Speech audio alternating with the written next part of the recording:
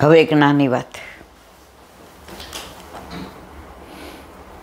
સાઉથમાં એક રાજા હતો. ગામનું નામ ભૂલી જવાય છે.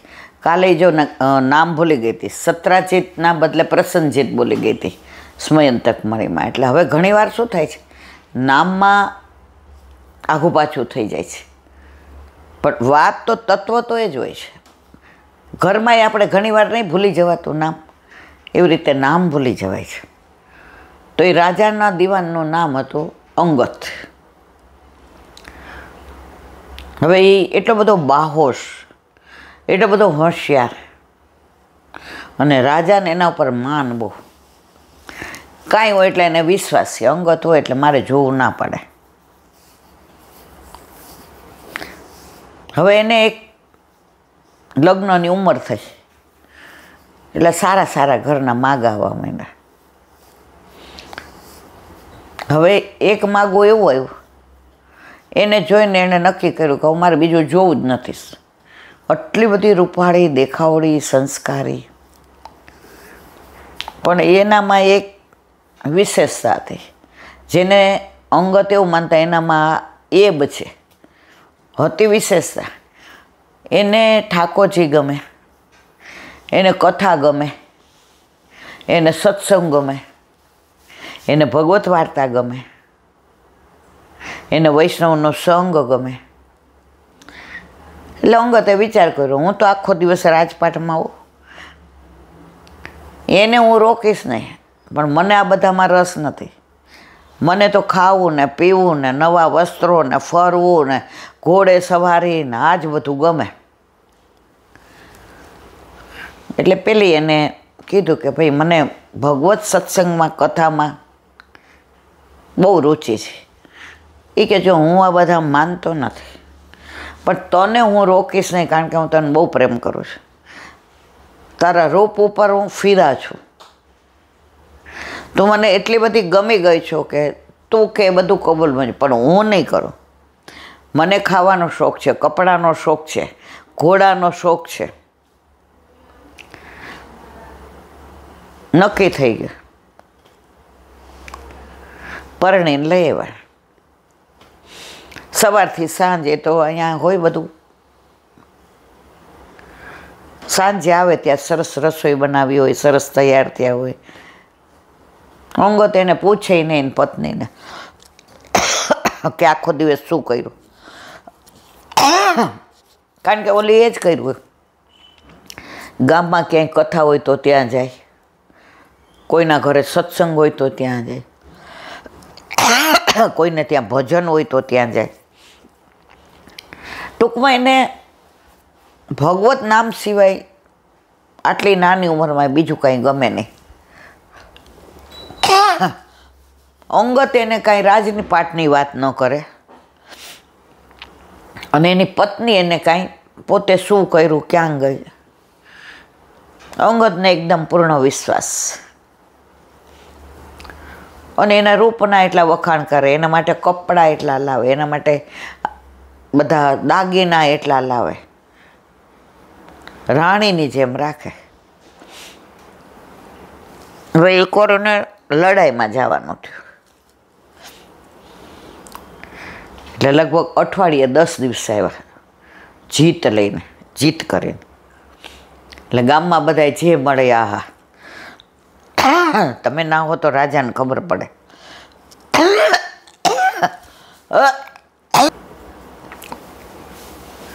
વાહ વાહ થઈ ગઈ. આને એમાં કાંઈ રસ નહોતો, અને અંગતે સમજી ગયા હતા કે આ એની રીતે જીવે છે, હું મારી રીતે, પણ મને સાચવે છે.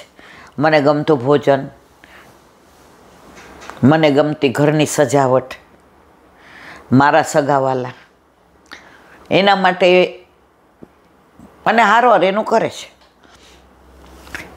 પણ મનમાં ખૂંચતું હતું એ કે આટલી નાની ઉંમરમાં આવી કેવી ભક્તાણી થઈ ગઈ છે કે આખો દિવસ બસ એને ભગવાન નામ જ ગમે, બીજું ગમતું જ નથી. એને કંઈ તારે કાંઈ વસ્ત્ર લેવા છે, બધું બરાબર છે, તારે કંઈ આભૂષણ લેવા છે, બધું બરાબર છે. એ કે સાવ સંસારમાં નિરસ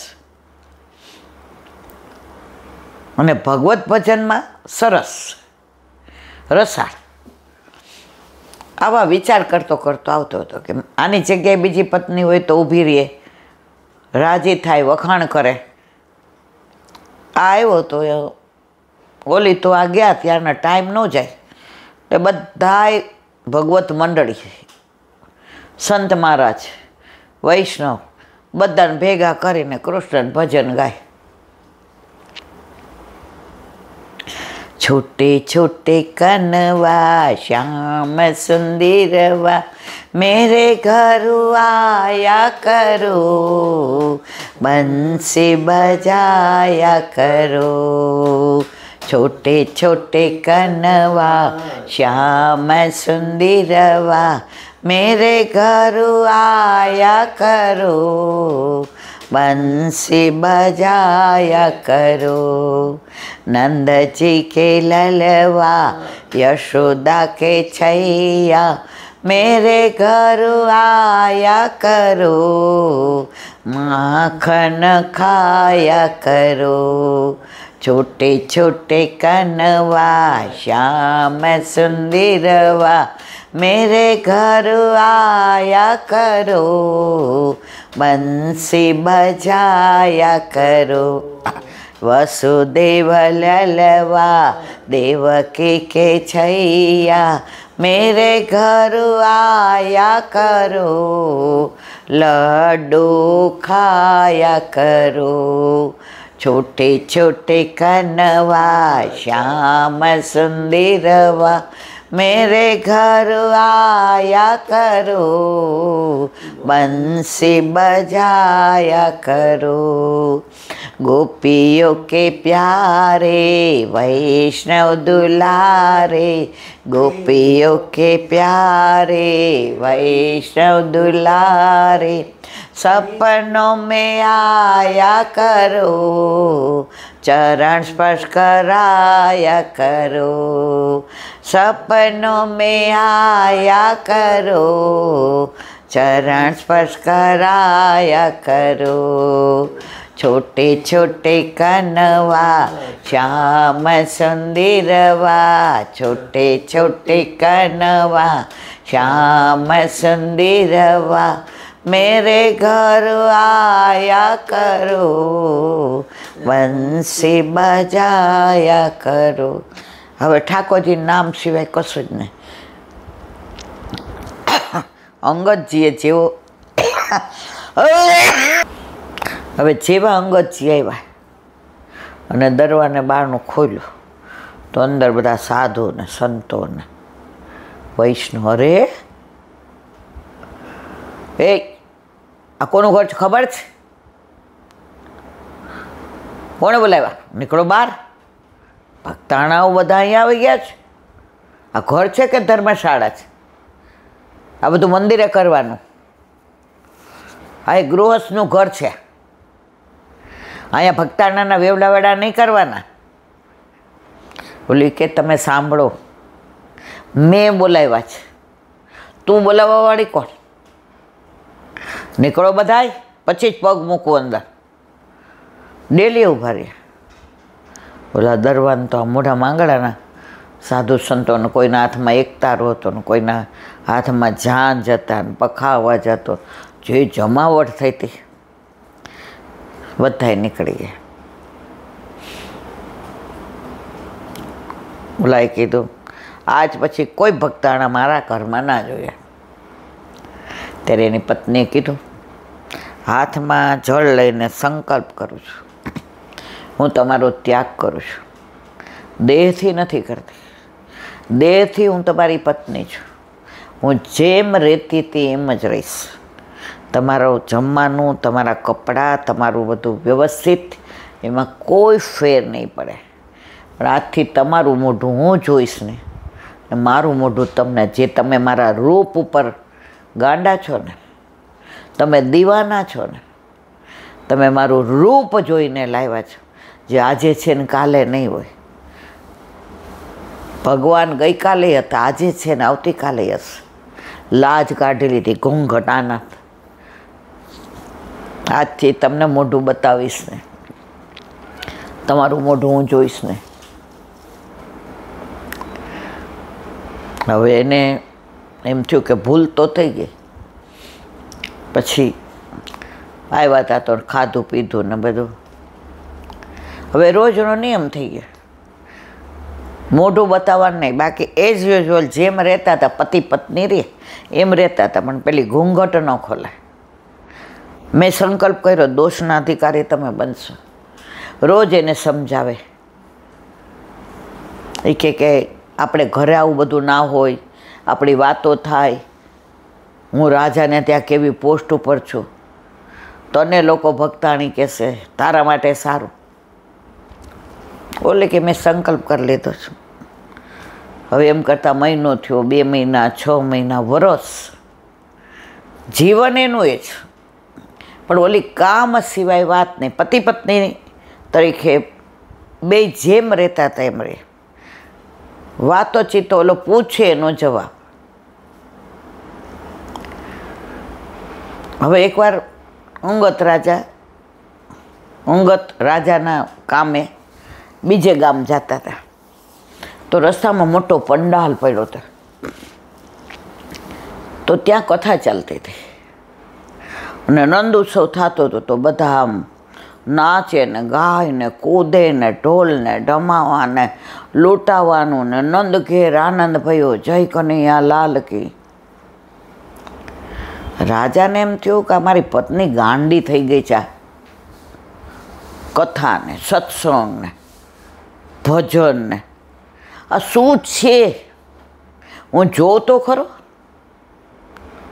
પછી આજે એની બરાબર રગડું. હવે નંદ ઘેર આનંદ ભયો, બેસી ગયા કે આ તો છેક લગી સાંભળવું જ કે આ ગાંડી થઈ છે એની પાછળનું કારણ શું છે. અરે જે બધા નાચ્યા એનાય પગ થીરકવા માંડ્યા. પણ ઓલું મન ના પાડે અને શરીર થીરકે. પછી નંદ ઉત્સવને વિરામ આપ્યો અને ઠાકોરજીની બાળલીલા ચાલુ થઈ. અને એમાં તો માખણ ચોરીને પ્રભુ ઘૂંટણિયા ભર ચાલે ને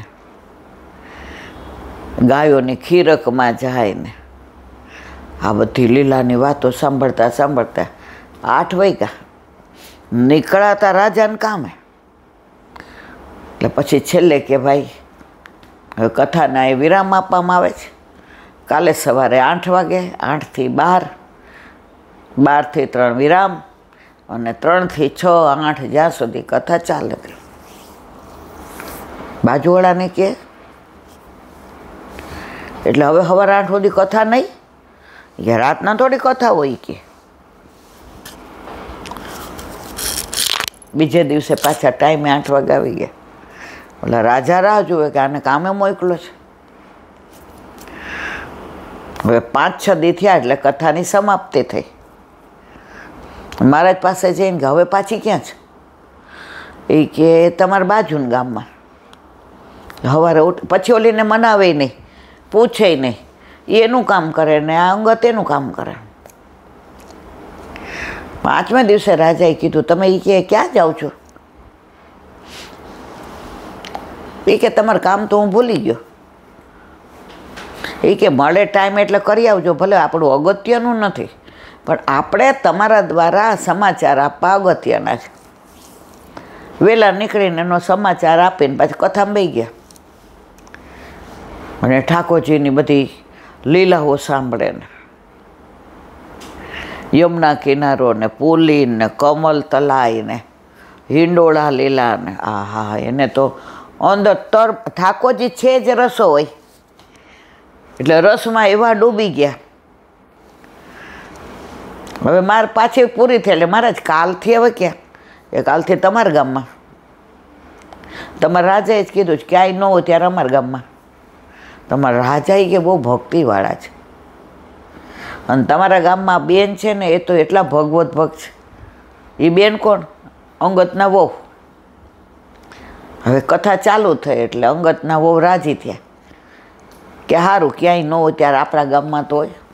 સવારે બધું પરવારી કથામાં આવી જાય. હવે જોયું તો સામે પુરુષોના પંડાલમાં આ તો બધા મોભાદાર માણસ, એટલે પહેલાં જ બેઠેલા. વિચાર કરે આ કા જેણા સાધુ સંતોનો આટલો અવિનય કર્યો હતો. અને પછી તો એવા ભજન આવે, એવા ધોળ આવે,